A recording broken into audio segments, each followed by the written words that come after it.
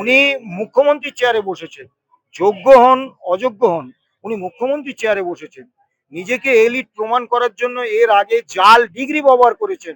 উনি বলেছেন উনি ইস্ট জর্জিয়া ইউনিভার্সিটির ডক্টরেট, কিন্তু এই নামে কোনো ইউনিভার্সিটি নেই। আমি ওনাকে একটা অনুরোধই করব, যে ওনার যে কাজ রাজনীতি সেটা উনি মন দিয়ে করুন। এই লেখা, কবিতা লেখা, গান গাওয়া, ছবি আঁকা, এগুলো ওনার কাজ নয়। মুখ্যমন্ত্রীর বই বলতে যেগুলো সোশ্যাল মিডিয়াতে যারা তির্যক ভাবে প্রকাশ করে, সেগুলো একটু চোখ বুলোই। মুখ্যমন্ত্রীর বই কিনবার কোনো মানসিকতা নেই, এবং সেই বই কিনে যদি আমি বাড়িতে রাখি, সেই বইয়ের যদি প্রচ্ছদ দেখে কেউ এসে, তাহলে হয়তো আমাকে অন্য ভাববে। কিন্তু কারণ মুখ্যমন্ত্রীর সঙ্গে আমাদের একটা লড়াই চলছে। আগের প্রধান বিচারপতিরা বলতেন জাস্টিস ডিলেড, জাস্টিস ডিনায়েড। বর্তমান প্রধান বিচারপতি বলছেন জাস্টিস ডিলেড, জাস্টিস ডেস্ট্রয়েড। কিন্তু আমাদের এই মামলাটা 10 বছর ধরে চলছে, আজকে 11 বছরে পা দিয়েছে।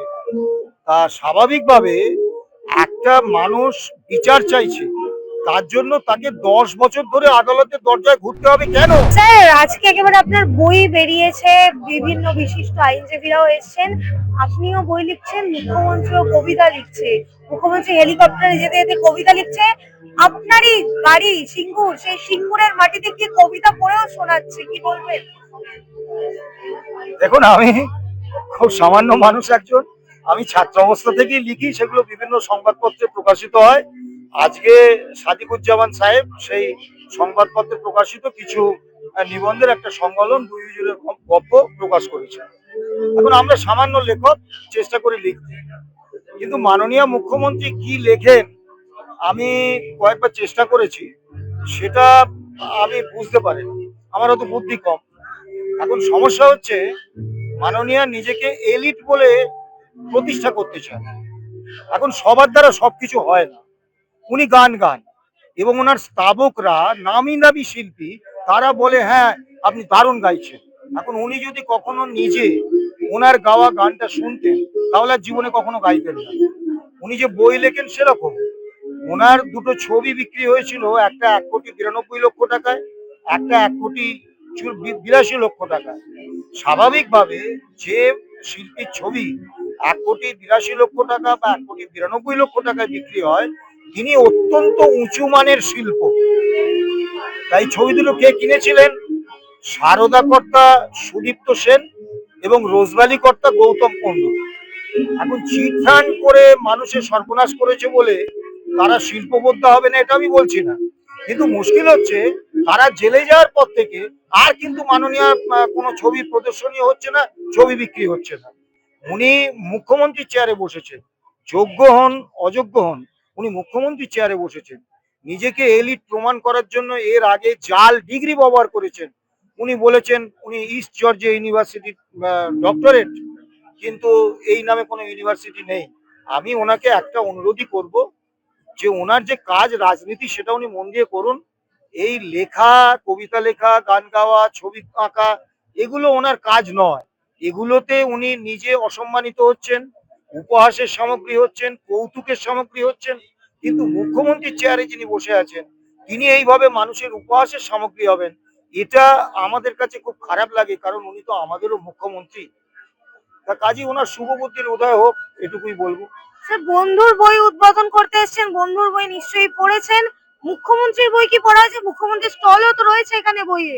মুখ্যমন্ত্রী স্টল হয়েছে জানি, কিন্তু সেই স্টলে যাইনি এবং যাওয়ার কোনো ইচ্ছাও নেই। মুখ্যমন্ত্রীর বই বলতে যেগুলো সোশ্যাল মিডিয়াতে যারা তির্যক ভাবে প্রকাশ করে, সেগুলো একটু চোখ বুলোই। মুখ্যমন্ত্রীর বই কিনবার কোনো মানসিকতা নেই, এবং সেই বই কিনে যদি আমি বাড়িতে রাখি, সেই বইয়ের যদি প্রচ্ছদ দেখে কেউ এসে, তাহলে হয়তো আমাকে অন্য ভাববে।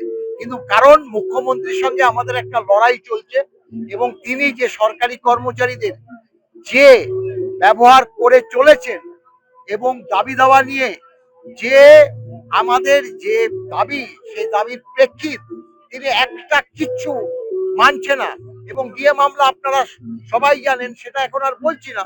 তাই মুখ্যমন্ত্রীর বই পড়ার কোনো মানসিকতা আমার অন্তত নেই। ডিএ রায়টা আর কবে? ডিএ রায়টা দেখুন, ডিএ রায়টা আপনারা বলছেন, ডিএ রায়টা মাননীয় জাজদ্বয় মানে একদম প্রথমে বললো যে 50% ডি আগে দিন, সরকারকে বললো। মানে আমরা মনে করলাম তাহলে সুপ্রিম কোর্টও যে ডিএ মামলা আমাদের পক্ষেই যাচ্ছে স্বাভাবিকভাবে। তারপরে তিনি সেটা না মানাতে কি করলো, আমরা কন্টেম্প করলাম। কন্টেম্প করার পরিপ্রেক্ষিতে একদম শুনানি কি করলো, ম্যারাথন শুনানি। আপনারা জানেন 4 August, 5 August, 6 August, 7 August, 12 August, 25 August এবং 8 সেপ্টেম্বর করে একদম মামলাটা শেষ করলো। আমরা ভেবেছিলাম রিজার্ভে আছে 1 মাস, 1.5 মাস, 2 মাস, 3 মাস অতিক্রম করে গেছে। এখন কবে প্রকাশ করবে শুধু তারাই জানে। আমাদের পক্ষে আর বলা সম্ভব হচ্ছে না। স্যার একেবারেই শেষ প্রশ্ন, বই প্রকাশ তো নয় হলো, দিয়ে রায়টা আর কবে হবে? দেখুন, সুপ্রিম কোর্ট সর্বোচ্চ ন্যায়ালয়। আগের প্রধান বিচারপতিরা বলতেন জাস্টিস ডিলেড, জাস্টিস ডিনায়েড। বর্তমান প্রধান বিচারপতি বলছেন জাস্টিস ডিলেড, জাস্টিস ডেস্ট্রয়েড। কিন্তু আমাদের এই মামলাটা 10 বছর ধরে চলছে, আজকে 11 বছরে পা দিয়েছে। তা স্বাভাবিকভাবে একটা মানুষ বিচার চাইছে, তার জন্য তাকে 10 বছর ধরে আদালতের দরজায় ঘুরতে হবে কেন? কেন আদালতের এই দীর্ঘসূত্রতা? দ্বিতীয় বিষয়, সুপ্রিম কোর্টে মামলাটা গেছে 2022 সালের 28 নভেম্বর। তার থেকে আজকে মামলার শেষ হয়েছে সেপ্টেম্বর মাসের 7 সেপ্টেম্বর। তারপরে মহামান্য সুপ্রিম কোর্ট দুপক্ষকেই রিটেন সাবমিশন দিতে বলেছিলেন, তাতে সময় লেগেছে আরো 3 সপ্তাহ। মানে সেপ্টেম্বর মাসটা গেছে, তারপরে অক্টোবর, নভেম্বর, ডিসেম্বর, আজকে জানুয়ারির 30 তারিখ, অর্থাৎ জানুয়ারিও শেষ হতে চললো। আমরা জানি না রায় কবে বেরোবে। তা আমরা শুধু এইটুকু প্রত্যাশা করতে পারি যে রায়টা তাড়াতাড়ি বার করুন সুপ্রিম কোর্ট। আর তো কিছু করার নেই আমাদের।